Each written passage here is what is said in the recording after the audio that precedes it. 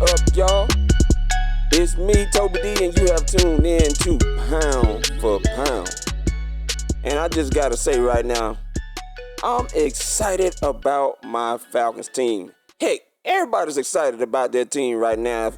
As a matter of fact, we're all 0-0. Nobody's lost yet. Probably some people are gonna drop off after week 1 when they see their team get smashed. We'll see whoever that is. Hopefully that is not my Falcons, though. Week 1 going up into Soldier Field. We know the history up there. We don't win games up there. But I believe our luck is going to change this next time around, going up to Soldier Field to face either Mike Glennon or Mitchell Trubisky, the rookie that the Chicago Bears jumped up one extra spot to grab. Still don't understand the mystery of that. But however the case, what I'm excited about is this offensive line. Now, many of you that heard about, listened to my video about Jake Matthews when I was asking the question, how do y'all really feel about him? I know some of you have shown your disappointment in him on Twitter and things of that nature and have voiced as such. And some of you, man, have actually given great responses that you believe he's doing a great job.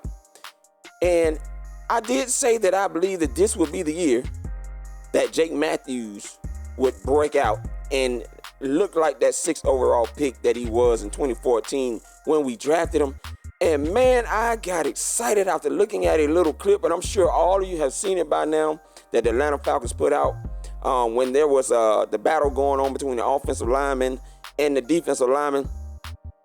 And Jake Matthews looked good. Now, one of the things that Jake Matthews said that was his weakness that he was challenged to get better at is dealing with guys that were great at the bull rush. And how perfect was it for Takkarist McKinnley to come along when he did, who said that he would probably be focusing more on his bull rush to test that shoulder out continuously to make sure everything is a go even after he got the green light. And boy, it's been some battles between those two, haven't it?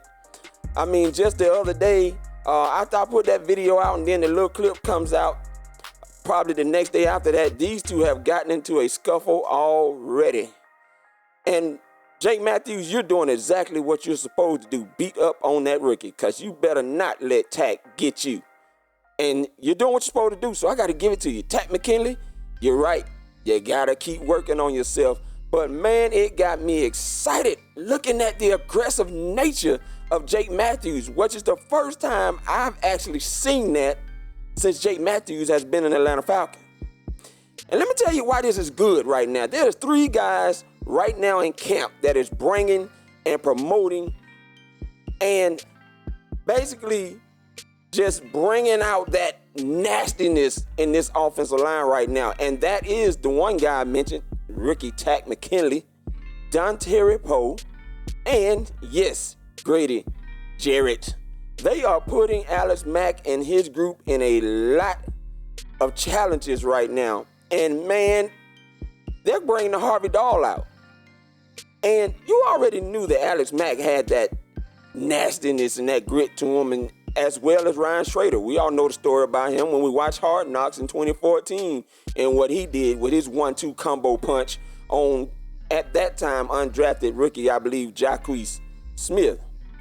But man, now everybody is joining into the nastiness.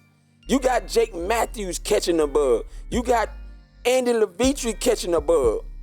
And this is why I believe Ben Garland is probably going to end up winning that spot, because even though Wes Schweitzer has looked pretty good to me, some of you might disagree that have been to camp recently, but Ben Garland, to me, Garland that is, just exemplifies that nastiness that this O-line is looking to project. And now when you got guys like Dontari Poe, Grady Jarrett, and Takkarist McKinnley bringing the nastiness out of them. Yes, I keep saying it because I believe this is exactly the type of unit that you're going to see. And even Dan Quinn said himself that he's been very impressed with this unit. And for all of you that still has your heart pumping after what you heard today about Ryan Schrader, I'm sure you heard the news that it was just a cut that needed to be cleaned up, and that's why Dan Quinn felt the need to take him out. But practice was pretty much 10-15 minutes away from being over anyway, so you can rest your hearts right now.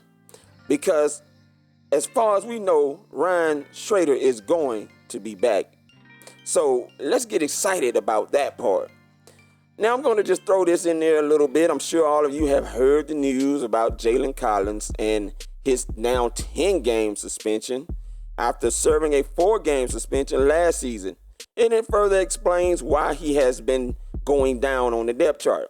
Well, all I'm going to say about that is, man, Jalen, you are definitely in my prayers, man. I'm not looking down on you right now. I understand you are dealing with some things that you need to rectify in your life.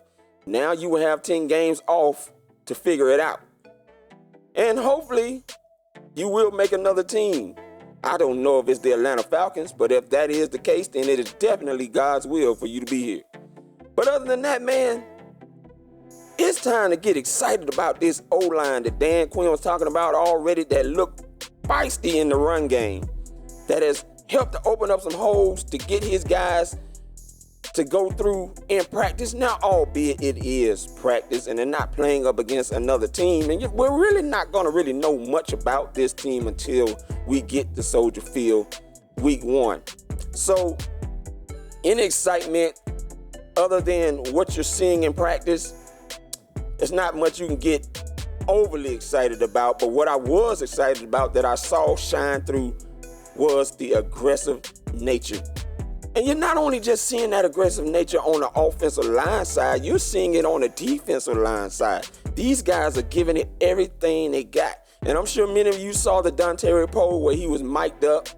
And even then, man, him and Alex Mack, Andy Levitre, and whoever that right guard is going to be, I'm starting to favor Ben Garland right now over Wes Schweitzer. And I have my reasons, like I mentioned. I think he fits the personality and the identity that this offensive line is trying to showcase.